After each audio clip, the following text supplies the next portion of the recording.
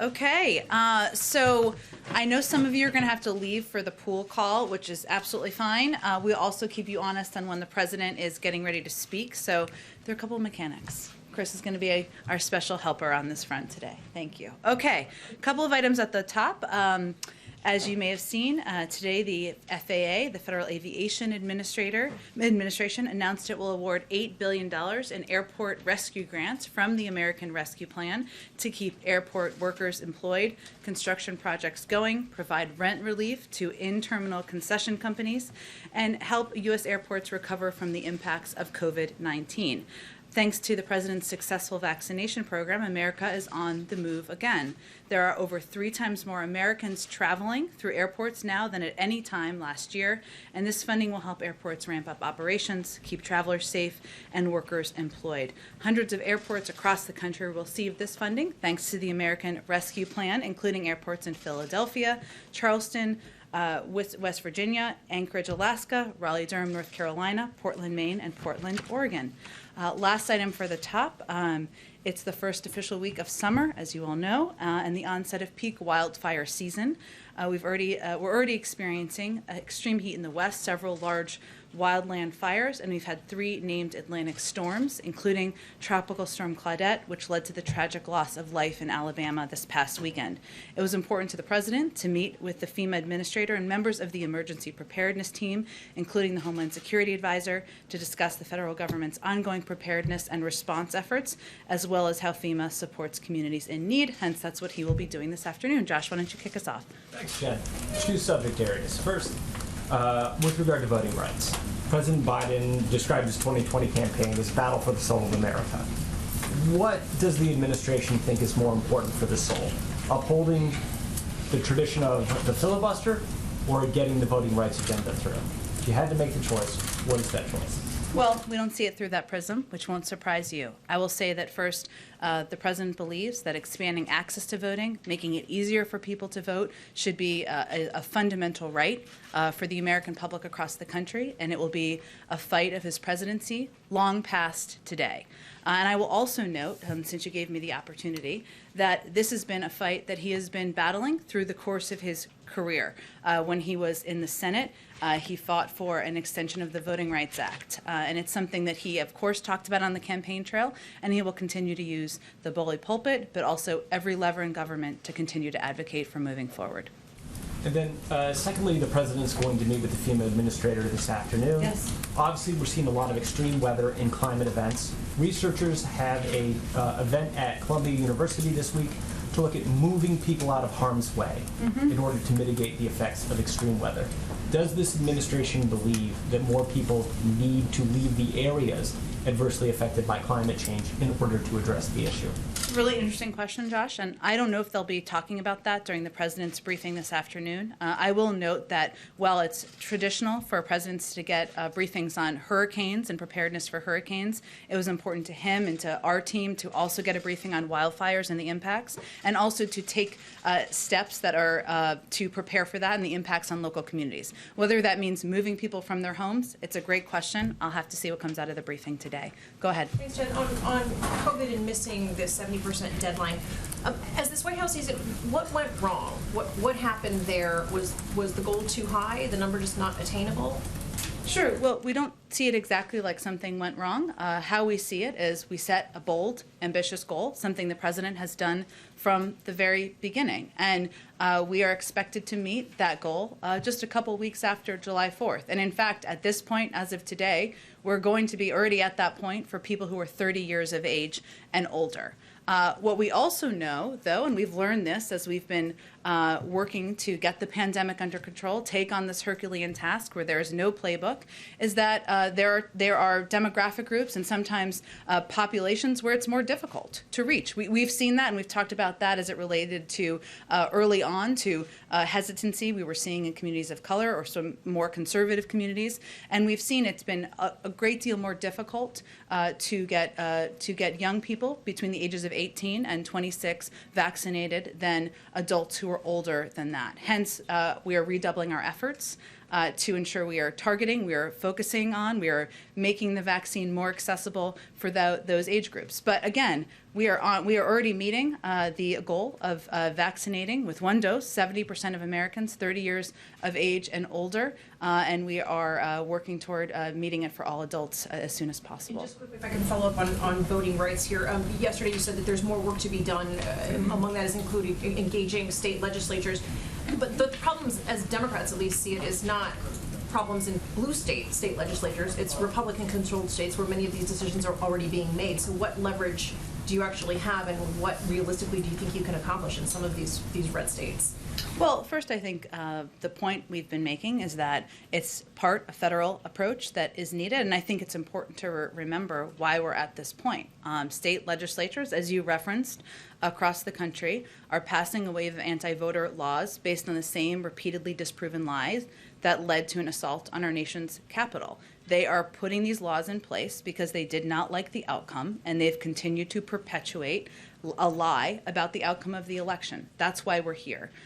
What the president and what the vice president will do is engage with voting rights groups, engage with legislatures who are supportive of expanding access to voting around the country. Yes, there are, even in red states, there are many Democratic legislators or legislators who want to expand that access, empower them, work with them, support them in these efforts, and continue to fight to get legislation across the finish line on the federal level.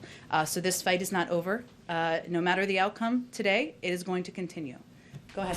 Jen, you mentioned the bully pulpit on the voting issue. Jamal Bowman, a congressman, said earlier today the president needs to be a lot more vocal, a lot more out in front on the issue. Do you guys believe the president has elevated this issue enough, given the seriousness that you frame it? I would suggest that that is a fight. That those words are a fight against the wrong opponent. The president is passionate about this issue.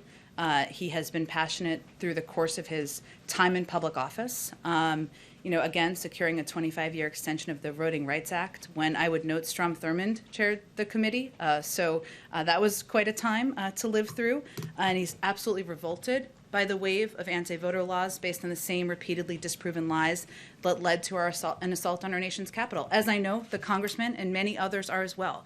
We share their passion. We share the desire to fight these efforts. We share the desire to fight against efforts by many Republicans to suppress the vote around the country. It doesn't mean that that fight will always be easy, but he is going to stand by them in this effort. And I would note that it's not that he has, it is not just about private phone calls. He's certainly done a number of those and private meetings, as he did with Senator Manchin yesterday, to convey to him the importance, to him personally, of moving this to a debate on the floor about this important piece of legislation. The president has also gave a speech in Tulsa, Oklahoma, where he made a passionate case for the importance of voting rights. He also has taken action, including empowering a number of nominees at the Department of Justice who have been leading advocates for voting rights, pushing for their confirmation to get through. The Department of Justice also just announced a few weeks ago that they are doubling their support and their financial support for enforcement of important voting laws around the country. And he signed a historic executive action just several weeks ago that puts in place a number of protections to ensure that people have the ability to vote. I would say that's hardly being silent. That's hardly sitting on the back bench. And he will be standing with advocates in this fight for the foreseeable future. Go ahead. Thanks, Jen. This White House is very good at setting ambitious but achievable goals. Did the White House believe that 70% was achievable when you set it? Well, I would say first, there's no record, there's no playbook for this. There's no record to look back and say these were the goals that were achieved 5 years ago or 10 years ago, because we're dealing with a historic pandemic. And the president's view is that we should set bold, ambitious goals and do everything we possibly can to achieve them. And in our view, we have part of our objective was to return the country to normal, for people to enjoy backyard barbecues, which people across the country, millions of people will be. And we'll have 1,000 people on the South Lawn here at the White House, frontline workers, men and women who are serving, also enjoying life back to normal.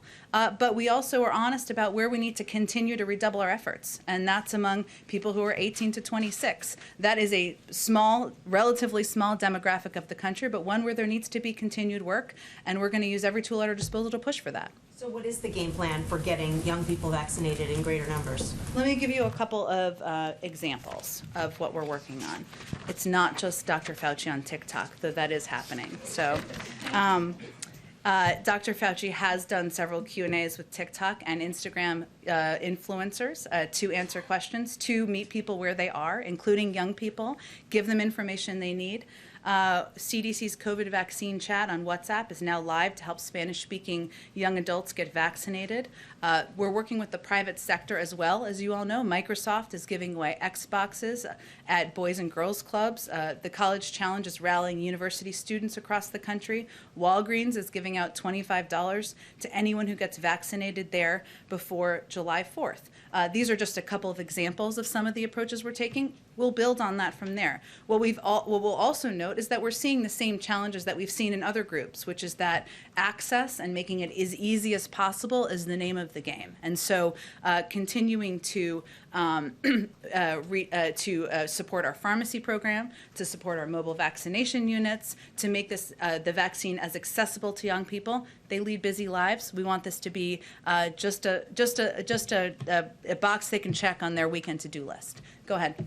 Following up on Phil's question, you very ably went through the president's history on voting rights and related issues, and you've laid out all the times he's spoken about it. But this lectern is available to him today. We have not heard him talk about it. He has the biggest megaphone Aside in the from the world. Tulsa speech just a few weeks ago? No, I'm talking about when the vote is happening, using the president's time. And so clearly the president is choosing not to do that now. Why? Where is the president on this issue on a day when they're voting? I would say first that the president has spoken passionately about his commitment to expanding access to voting rights a number of times, and you will hear him speak about this again. You certainly will hear us. We'll put out a statement from him at the conclusion of the vote today, and I expect you'll hear more from him in the coming days as well. On another subject with COVID, former FDA Commissioner Scott Gottlieb is among the voices saying he's concerned that children who are not yet eligible to be vaccinated could be drivers of the variant, especially with school coming back and camps and all of that. What specifically does the administration feel needs to be done to address that issue for those not yet even eligible to be vaccinated?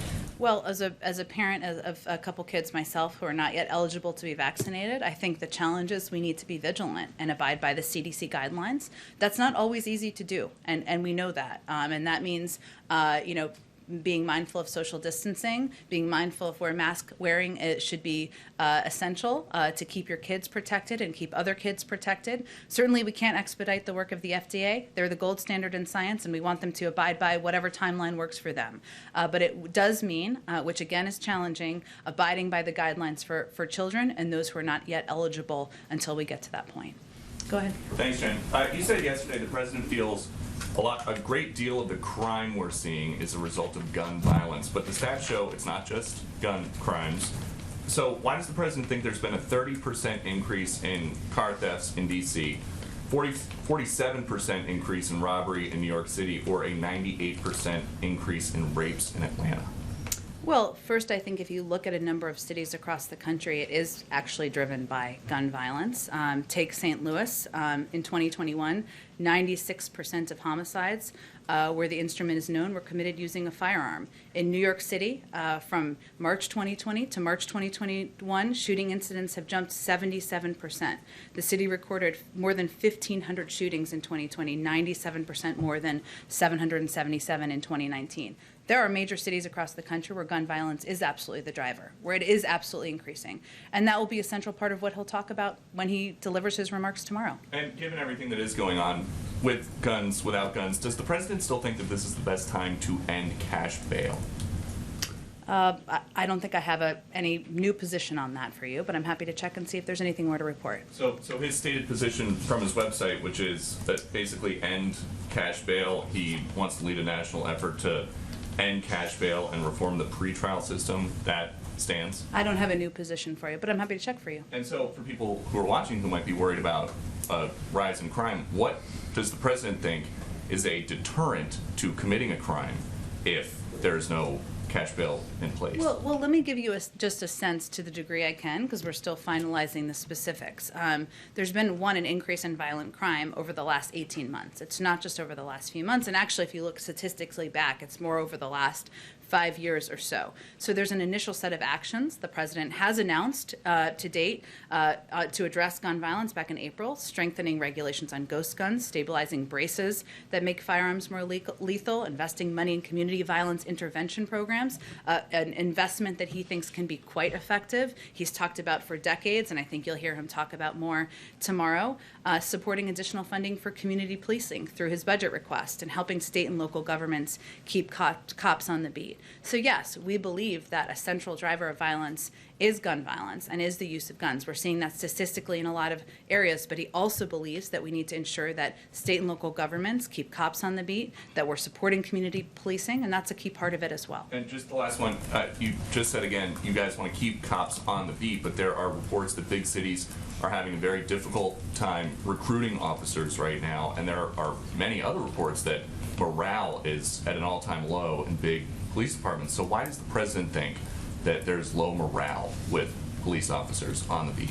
I don't think we're the right entity to give an assessment of that. I'd certainly look to the police departments to give that assessment. But what I would say to you is that the president has never supported defunding the police. He's always supported community policing programs. He's supported giving funding to states and localities around the country, including through his American Rescue Plan, because he thinks there is an essential role to play for community policing. Go ahead, Andrea. I want to ask you about infrastructure. Sure. So there was the meeting earlier today. Can you give us a little? Still going on. Still going on. As far as I know, as when I came out here, yes. And are you hopeful that you'll be able to invite those senators to the White House for a meeting with the president?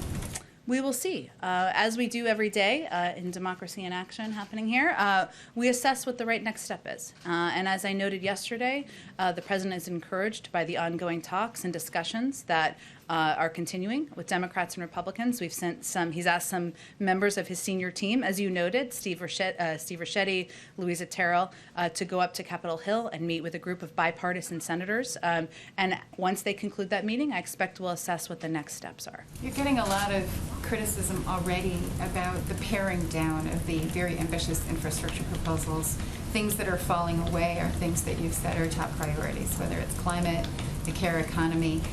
I mean, how do you anticipate dealing with and solving those priority spending issues if you get to a compromise now that is in fact a slimmed down version of what you initially planned? There's a budget reconciliation process that's just getting underway, which we expect to be a vehicle to move a number of the president's bold ideas forward. Can I ask you a question about Amazon as well? So the FTC is going to look at the Amazon MGM merger. There's growing criticism about the antitrust legislation that's being put forth on the Hill. What is your perspective about whether there is sort of fundamental reform needed to ensure that large companies don't get too big? Do you see this as a sort of an inflection point? We've seen companies, including Amazon, really profit enormously from the pandemic and during the pandemic, and there have been warnings even from international financial institutions. So do you see that there's something sort of fundamental needed now to check the growth? It's a great question. I don't think I'm going to be in a position to speak to it from here. There are legal components of this. I can see if there's more we can give back to you on that. Just on the Amazon FTC review, can you just confirm any details of that review? I'm just not going to be able to confirm or speak to that specifically from here. Go ahead. The President's remarks tomorrow, just to follow up on policing and Yeah. crime, will that detail any efforts on police reform, or is that kind of unilaterally focused on crime prevention, and why or why not? Well, first, there's ongoing negotiations, as you know, on police reform, and the president would love to have a bill on his desk that he could sign into law. We've seen progress being made, we've heard progress being made, and those discussions are ongoing. So I would expect that his remarks tomorrow will build on a number of the announcements that I've already touched on, that he's made in the recent months, making guns, putting in place safety measures to make our streets safer, preventing the use of guns in violent crime across the country, ensuring that we can have more cops on the beat to protect communities. He obviously is a big advocate for the benefit of community policing. So we'll build on that foundation and lay out a comprehensive strategy to address violent crime and gun violence as we enter the summer months. Some advocates, criminal justice advocates, have raised concern that potentially having the president raise alarm about, a trend of rising crime, this crime uptick in American cities, could actually undercut efforts on police reform, especially since legislation is still being discussed, in Congress. So is that a concern for the White House at all? The White House has said that, the administration wants to give members of Congress space to negotiate police reform, but that potentially raising alarm of this crime uptick could hurt those efforts. I would say that the negotiations are happening between Senator Booker, Senator Scott, Congresswoman Bass. I don't think they've expressed that particular concern. If there's a named person who's expressing this concern, I'm happy to speak to that. But there's negotiations are ongoing. We keep them abreast of our work. And again, I think in communities across the country who advocate and support police reform, they don't see it as a mutually exclusive issue. Neither does the president. We need police reform is long outdated, but it's also important to take steps to put in place gun safety measures, to use any lever he can as president to do exactly that, and to ensure there is appropriate funding and resources needed to ensure there's community policing in communities across the country. One more on FEMA, the FEMA meeting. Given that meeting happened today, FEMA is still involved in setting up shelters at the border. Since we're going into hurricane season, as you said, is there a deadline on when FEMA will be pulled out of that process of assisting at the border? I don't have anything to assess for FEMA. Obviously, they'll make that assessment in coordination with the leadership at the Department of Homeland Security, but I don't have anything to preview on the timeline for that. They've been a key resource. Go ahead. Thanks, Jen. Going back to the 70% goal, the CDC data says that there are 13 states that are falling way short of that 70%. They're less than 55%. 4 states are below 50%. Should those states get more of a focus right now and not the nationwide number as the administration plans their strategy to get vaccinations up?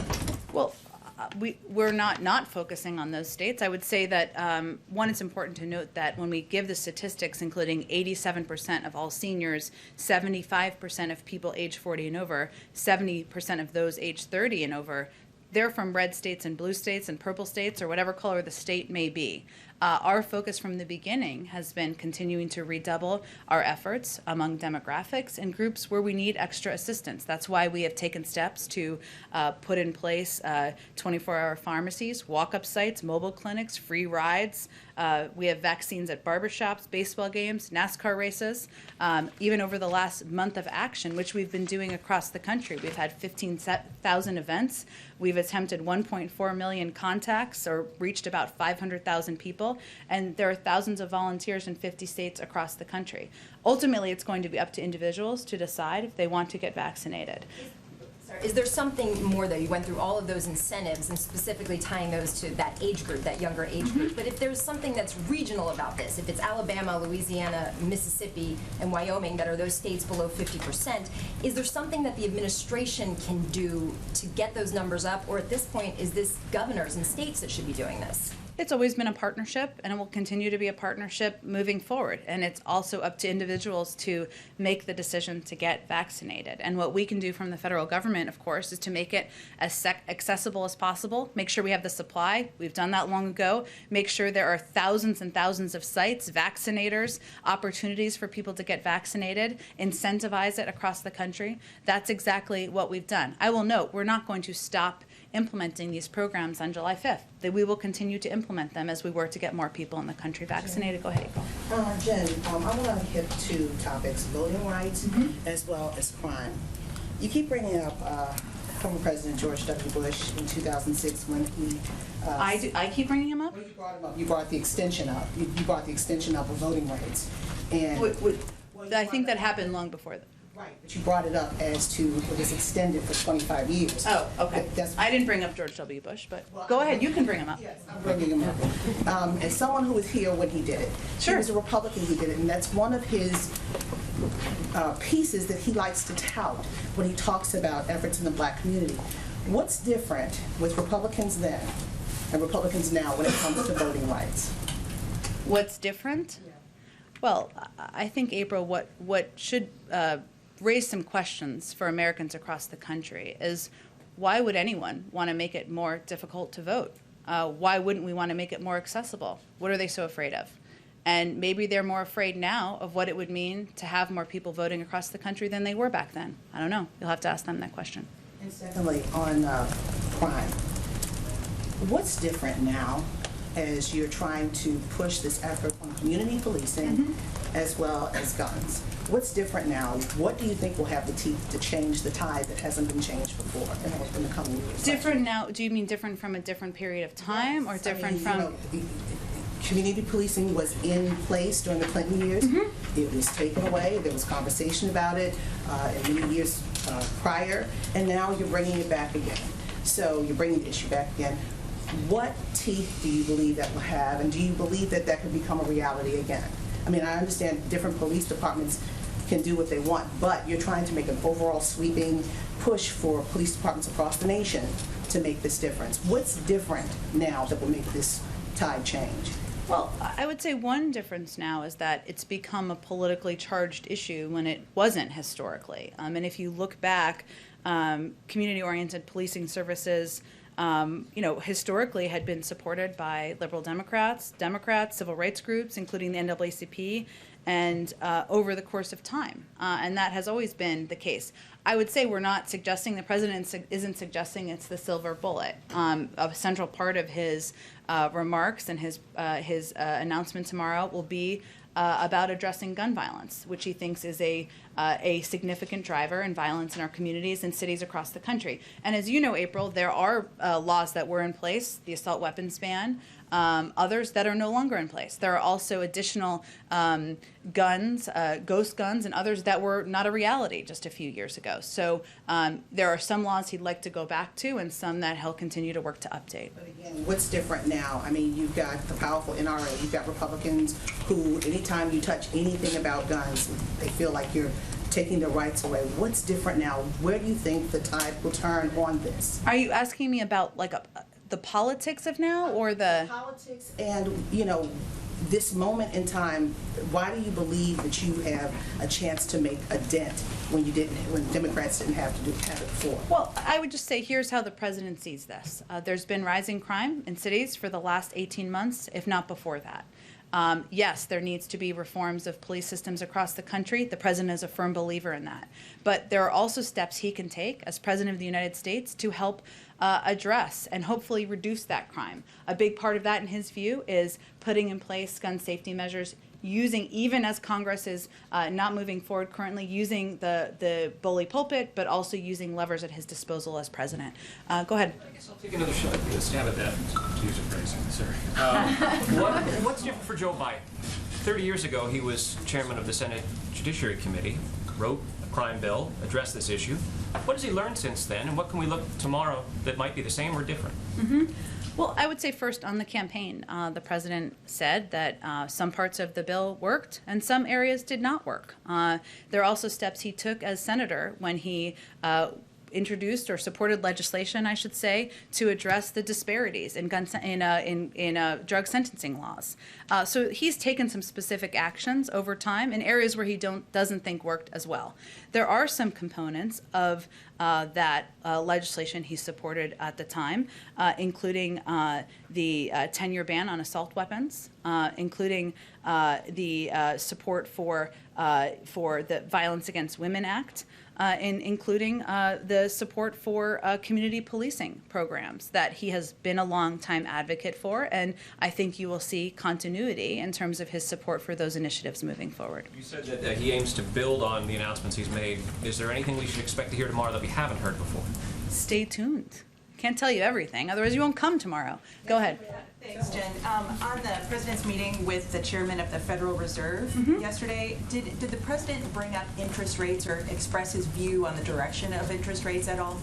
As you well know, that is the purview of the Federal Reserve. They've put out their own projections, as you know, about what it looks like moving forward. The topic and the focus of the meeting was exactly as it was outlined in our... Not bring up interest rates at all? I just have no more to read out for you. Okay, and then on the infrastructure negotiations, do you know, has the White House put anything new on the table as far as pay-fors?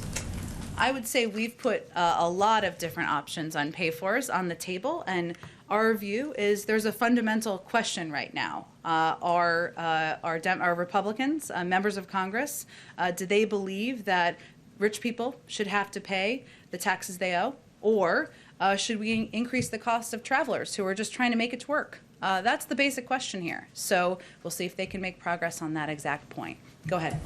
Can you say who the stakeholders who will be at the White House tomorrow for this crime meeting?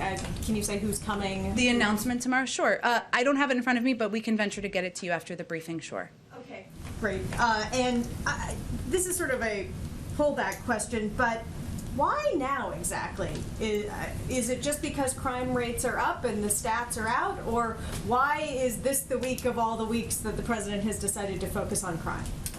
First, I would say that he's made a number of announcements over the past several months on gun violence, on putting in place gun safety measures. He's announced in his budget his support for community policing and providing funding. Maybe we haven't drawn that clear through line for all of you, but this is a continuation of that in his view. Labeling it a speech about crime is certainly different than a speech about gun safety, or a central part of it will be on gun violence. Yeah, go ahead.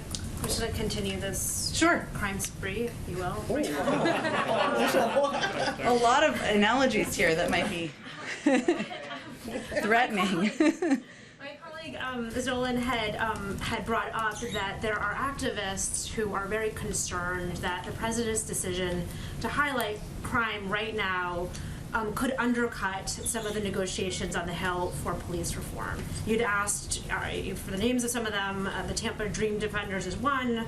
The Justice Action Network is another, just so we sort of have that covered. But can you address how the president is going to sort of walk that line between expressing his concern about crime without undercutting these efforts that, as you point out, have been underway for a while? Sure. Well, what I was trying to get at, but thanks for bringing up the question again, is that there are negotiators that are continuing to make progress on the Hill, and the president supports and stands by a lot of these groups and their support and advocacy for long overdue police reform. He believes that, supports it, wants to sign a bill into law.